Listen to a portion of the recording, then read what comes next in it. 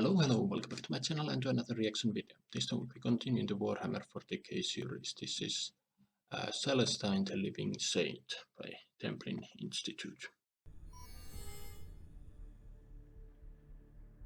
For more than 100 centuries, the Emperor of Mankind has sat immobile on the golden throne of Earth. He is the master of mankind by the will of the gods, and master of a million worlds by the might of his inexhaustible armies. He is a rotting carcass writhing invisibly with power from the dark age of technology. He is the carrion lord of the vast imperium of man, for whom 1,000 souls are sacrificed every day, so that he may never truly die. Yet while the golden era in which the Emperor tread the soil of his imperium and spilled the blood of those who might defile it grows ever more distant, his will can still be felt. There is a huge and dangerous presence growing within the demon-infested miasma of the warp, and during moments of extraordinary peril, when mankind's very existence is threatened, it can make itself felt across realities. There are many ways in which the prayers of humanity might be answered, and the will of the Emperor made known, but few are the equal of Saint Celestine, living saint of the Order of the Martyr Lady. It is natural that all those elevated to the highest pantheon of imperial heroes might have their accomplishments embellished and character magnified, but the accounts of Saint Celestine have been remarkably consistent. Imperial records speak of imminent slaughters turned into rousing victories by the miraculous intervention of a wrathful warrior borne aloft on angelic wings and righteous fury. Her figure burns with light, fiercer than the heart of any star. Courage and resolve builds in any noble soul that meets her gaze, while those that harbor evil are overcome with abject terror. A single graceful gesture might call forth an inferno of terrible power, or make strong again the sick and dying. Mercy and rage circles her every moment.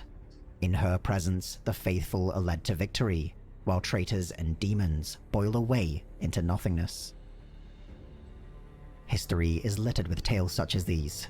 A legion of pretenders have claimed sainthood, and with it, the Emperor's favor.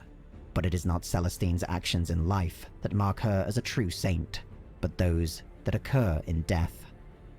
She has been burned to ashes by the unnatural fires of the ruinous powers. Her armor has been split by eldritch alien weaponry, and her body torn asunder. She has been crushed beneath the treads of demonic engines, or mangled on the blades of the Imperium's greatest foes. Every manner of mortal blow has snuffed the life from Saint Celestine, but each and every time she has returned, rising once more again and again and again to strike down her would-be killer. To those who have witnessed these miraculous acts, her explanation is simple. She will only die when the Emperor himself claims her, and not a moment before. Very little is known of the life of Celestine before she was declared a living saint of the Imperium. The Order of our Martyred Lady, one of the great orders militant of the Adeptus Sororitas, does however make note of a Sister Repentia by that name within their ranks. She was said to have been among the armies of the Imperium, mustered against the heretics of the Palatine Schism. Celestine was at the forefront of the first wave, where the fighting was most fierce, and she was killed in battle during the drive to the capital city on the world of Eurytion. Celestine was merely one among countless others that lost their lives in the service of the Emperor that day, but special mention was made of the grim butcher's toll she inflicted upon the enemy. When her body was reclaimed, however, by her surviving sisters, they were shocked to discover that when cleansed of the blood and filth of battle, no wound could be found upon her body. She arose as if from a deep sleep the next day, and the light of one touched by the divine glowed within her eyes. By the time the crusade to end the Palatine Schism reached its apex, Celestine had become its sacred figurehead. In this role, she gained immense influence, and used it to convince the Lord Militant of the Imperial forces to liberate a seemingly unimportant world, Sanctus Lys. While none then alive, save Celestine, were aware of its significance, this backwater world was a holy place. It was home to a shrine of Saint Catherine, a living saint of the Order of the Fiery Heart, the precursor to Celestine's own order. In the shattered remains of this shrine, Celestine came upon a forgotten crypt, and descended into the darkness on steps none had trod upon for millennia. When dawn came the following morning, Celestine rose from the tomb like Catherine herself. Divine radiance had enveloped her, mighty angelic wings had appeared at her back, while doves and cherubs circled her transformed visage. She had donned the armor of Saint Catherine, anointed with the blood of its namesake, but it was the sword she carried that was most wondrous and terrible of all. From a hilt worked into the shape of the imperial aquila and adorned with skulls and flowers, burned a blade so bright that none could look directly upon it. Her apotheosis complete, Celestine was declared a living saint by the Lord Militant, and her status cemented by a conclave of the ecclesiarchy soon thereafter. Hailed as the hero martyr of the Palatine Crusade, untold thousands of heretics would die by her blade until absolute victory was finally achieved.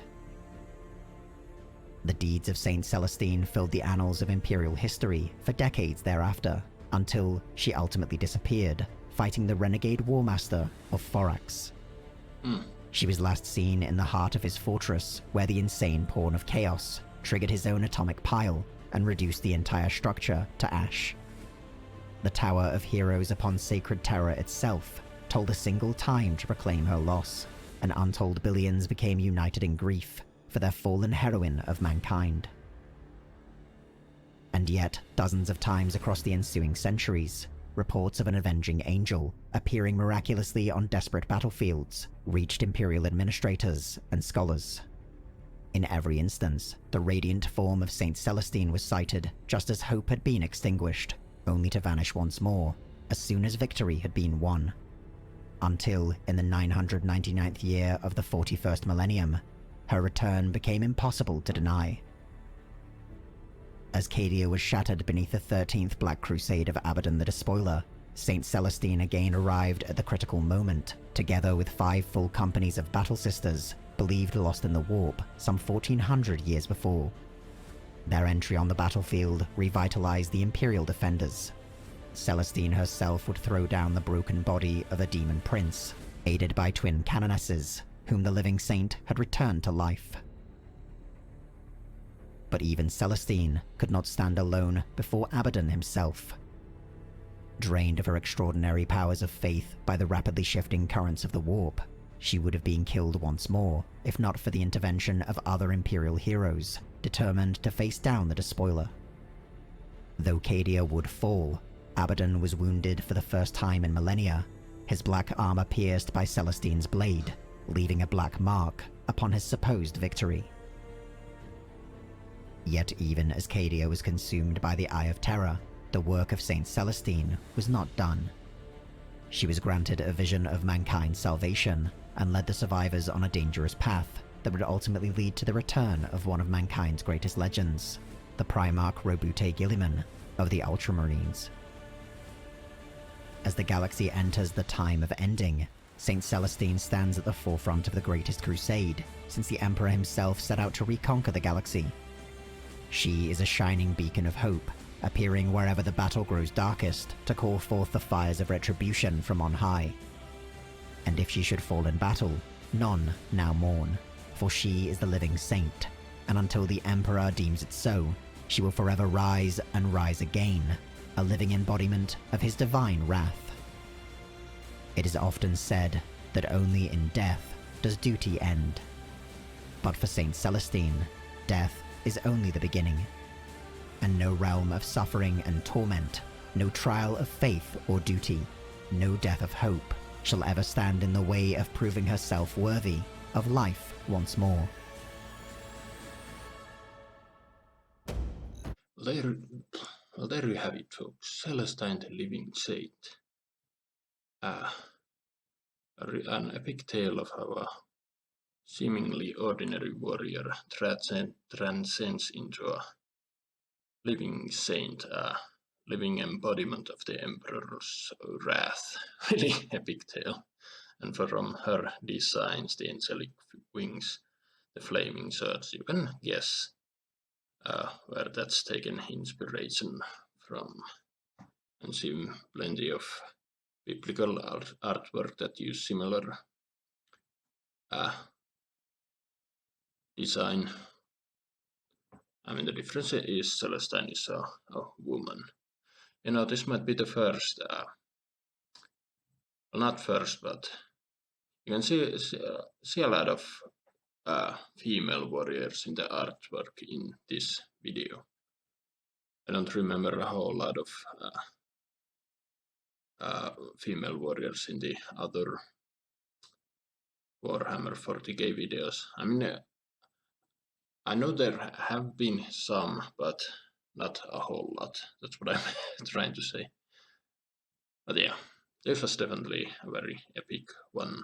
She has a very awesome design,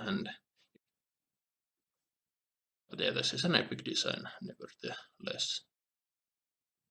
And it's a interesting fact, even though she is extremely powerful, she is not all powerful. She can die and lose, like what happened in during the fall of Cadia. She couldn't have deal with the fallen herself, which I think it's better than rather than creating an all-powerful character then nothing can beat. You have a character that can lose, but I don't know, it's just more interesting when you have characters that beat the odds. But yeah, that's just me. Anyway, what do you guys think? Write your thoughts down below. Hope you enjoyed my reaction. Drop a comment, drop a like, subscribe if you want, and I will see you in another video. Bye.